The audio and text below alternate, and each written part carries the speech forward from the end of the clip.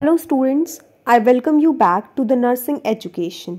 तो आज की इस वीडियो में हम डिस्कस करने वाले हैं CET 2023 के अंदर जितने भी अंडर ग्रेजुएट कोर्सेज के अंदर एडमिशन हो रहे थे बच्चों के, उसमें राउंड फर्स्ट और सेकंड काउंसलिंग का ऑलरेडी हो चुका है। तो आज हम मोपअप राउंड के बारे में बात करेंगे कि PGI रोहतक मोपअप राउंड को कब ऑर्गेनाइज करवा रहा है। तो इसमें साफ साफ लिखा है कि ये जो नोटिस है, ये पब्लिक नोटिस मोपअप राउंड के लिए है नर्सिंग, फिजियोथेरेपी और पैरामेडिकल कोर्सेज के अंदर। It is for the information of all the eligible candidates desirous of seeking admission to nursing, physiotherapy, paramedical courses in government and private institutes affiliated to PGI Rohtak located in the state of Haryana, and all the concerned that mop-up round of counselling for admission to UG, PG nursing, physiotherapy, paramedical degree courses based on the merit of CET 2023 conducted by PGIMS Rohtak shall be held as per the following schedule। यानी कि mop-up round start होने वाला है बहुत जल्दी। Dates नीचे दे रखी हैं, वो मैं आप सबके साथ डिस्कस करूँगी। ध्यान रखिएगा, जिन डेट्स पे जो भी शेड्यूल की गई है चीज़ें, आप उन्हीं डेट्स पे करें। फर्स्ट ऑफ ऑल, रजिस्ट्रेशन जो करना है आपको ऑनलाइन वेब पोर्टल पे काउंसलिंग के लिए, अपनी चॉइस फिलिंग के लिए और चॉइसेस को एडिट करने के लिए, वो आप कर सकते हैं 12 अक्टूबर से 14 अक्टूबर तक। उसके बाद आपको, जब आपने चॉइस फिलिंग कर ली होगी 12 से 14 अक्टूबर तक, तो उसके बाद आप लोगों को सीट्स अलॉट हो जाएंगी 16 अक्टूबर को। जैसे ही 16 अक्टूबर को आपको सीट्स अलॉट होंगी, तो अगर आपको कोई ग्रीवेंसेस हैं, कोई डाउट हैं, तो आप अपने डाउट्स रेज कर सकते हैं उसी दिन, और उसी दिन लास्ट दिन के एंड तक या फिर अगले दिन तक। इसमें डेट 16 ही दे रखी है कि 16 को ही आपकी ग्रीवेंसेस का आपको रिप्लाई आ जाएगा, और ग्रीवेंसेस के बाद दोबारा से PDF अपलोड कर दिया जाएगा कि कौन से बच्चे को कौन सी सीट जो है वो अलॉट हुई है। उसके बाद जो आपकी ट्यूशन फ़ीस है वो आपको डिपॉजिट करवानी होगी 16 अक्टूबर 2023 से लेकर 18 अक्टूबर 2023 तक। इसमें 18 अक्टूबर 2022 लिखा है, जो कि प्रिंटिंग मिस्टेक हो सकती है, टाइपिंग मिस्टेक है। इसीलिए अब इसको देखकर, PDF को देखकर बहुत सारे बच्चे बोलेंगे कि ये फेक नोटिस है या फिर ये पिछले साल का नोटिस है। ऐसा कुछ नहीं है, पहले भी हुआ था। एक नोटिस में ईयर जो था ये गलत था, बट वो नोटिस ठीक था। गलती से मिस प्रिंटिंग की वजह से इसमें 2023 नहीं है, बट ये मोपअप राउंड का शेड्यूल है, ओरिजिनल शेड्यूल है। ऑफिशियल वेबसाइट जो है वो वहाँ से डाउनलोड किया गया है, तो ये नोटिस फेक नहीं है। आप लोगों का जो मोपअप राउंड है वो स्टार्ट होने वाला है 12 अक्टूबर से है। आज 10 अक्टूबर है, तो आपके पास अभी अपनी चॉइस फिलिंग को सिलेक्ट करने के 2 दिन बाकी हैं। आप लोग सोच लीजिए कि आपको कौन से कॉलेज में जो है वो एडमिशन लेना है, अपनी चॉइस फिलिंग कौन सी करनी है। इसके अलावा schedule for verification of original documents at committee room PGIMS Rohtak will be uploaded soon. जो आपके डॉक्यूमेंट वेरिफिकेशन का शेड्यूल है वो अभी तक PGI ने अपनी ऑफिशियल वेबसाइट पे नहीं डाला है।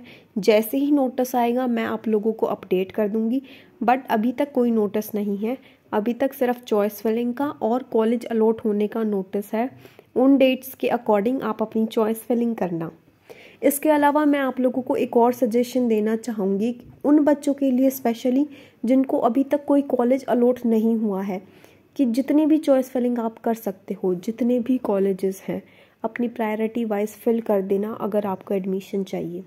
क्योंकि आपके मार्क्स के अकॉर्डिंग ये नहीं पता आपको कि आपको कौन सा कॉलेज अलॉट होगा, लेकिन अगर आप सारे कॉलेजेस को फिल करोगे बच्चे, तो ज़रूर, मतलब 99% चांसेस होंगे अगर आप सारे कॉलेजेस को फिल करोगे कि कोई ना कोई कॉलेज तो ज़रूर आपको अलॉट होगा।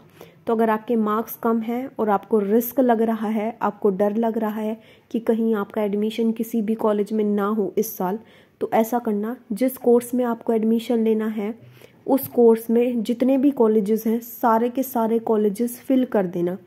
इसके अलावा अगर कोई और कोर्स है, 2 या 2 से ज़्यादा कोर्सेज़ हैं जिनमें आप एडमिशन लेना चाहते हो, तो सारे के सारे कोर्सेज़ और वो कोर्सेज़ जिन जिन कॉलेजेस में हैं अवेलेबल, उन सभी कॉलेजेस को आप फिल कर देना अपनी प्रायोरिटी के अकॉर्डिंग, जिससे ये होगा कि आपको कोई ना कोई कॉलेज तो ज़रूर अलॉट हो जाएगा। इसके अलावा कुछ रूल्स एंड रेगुलेशंस दे रखे हैं जिसको आप रीड आउट कर सकते हैं। All candidate should ensure to upload all the documents, जितने भी आपके डॉक्यूमेंट्स हैं उनको आपने अपलोड करना है। इसके अलावा जिन कैंडिडेट्स ने अपने आप को पहले ही रजिस्टर कर लिया था फर्स्ट और सेकंड राउंड में और उनको मॉपअप राउंड में पार्टिसिपेट करना है, तो उनको दोबारा से रजिस्ट्रेशन करने की ज़रूरत नहीं है, but will have to submit their choice fillings again.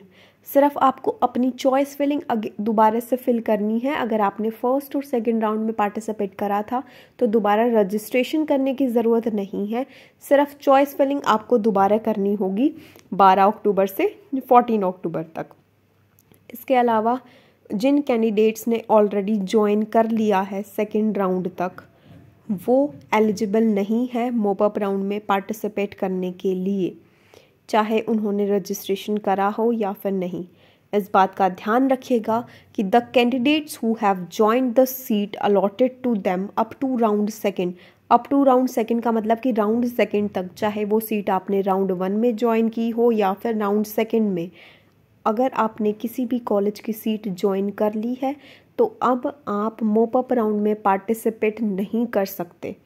इसके अलावा conversion of seats PWBD category to ESM FF category will be done as per Government of Haryana policy issued from time to time after exhaustion of merit list. After exhaustion of merit list of candidates who have applied under various reserved categories, vacant seats shall be reverted to their original category of the seats. And if still there is a vacancy, the same shall be converted to unreserved category management seats and filled up in the mop-up round itself for both government and private nursing, physiotherapy and medical colleges. तो ये आपका PWBD की seats के अंदर जो भी conversion है उसके बारे में आप लोगों को पूरी डिटेल्स दे रखी हैं। इसके अलावा नोट ये है कि जो भी कैंडिडेट्स ने चॉइस फिलिंग की थी फर्स्ट और सेकंड राउंड में, उनको अब नल ट्रीट किया जाएगा।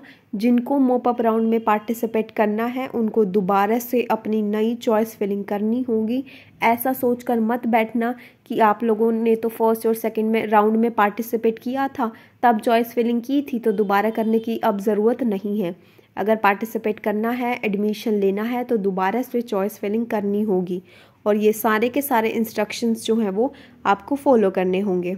अगर किसी प्राइवेट कॉलेज ने आपसे पैसे लेकर पहले ही बोल दिया है कि आपका एडमिशन हो गया है विदाउट काउंसलिंग, आपका काउंसलिंग में नाम नहीं आया, आपको सीट अलॉट नहीं हुई काउंसलिंग के थ्रू, स्टिल प्राइवेट कॉलेज वालों ने आपसे पैसे लेकर आपकी सीट बुक कर ली है, तो उसके थ्रू आपका एडमिशन नहीं किया जाएगा। आपको काउंसलिंग में पार्ट लेना होगा, चॉइस फिलिंग करनी होगी, उसके बाद जो कॉलेज आपको अलॉट होगा उसी में आपको एडमिशन लेना होगा। So this was all about today's video. अगर आप लोगों का कोई भी डाउट है तो आप कमेंट सेक्शन में कमेंट कर सकते हैं। मैं पूरी कोशिश करूँगी कि आप सभी के कमेंट्स के रिप्लाई कर सकूँ। And thank you guys for watching my video and don't forget to like, comment, share and subscribe nursing education.